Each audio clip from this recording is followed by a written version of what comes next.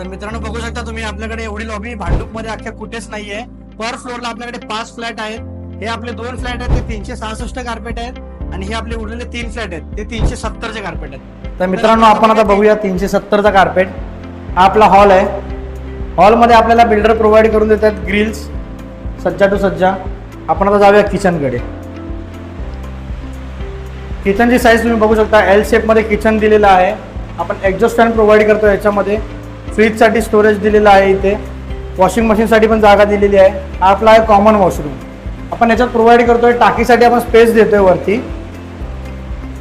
आपण आता जाऊया बेडरूम कडे। हा आहे बेडरूम। बेडरूम मध्ये तुम्हाला वॉर्डरोब साठी स्पेस दिलाय।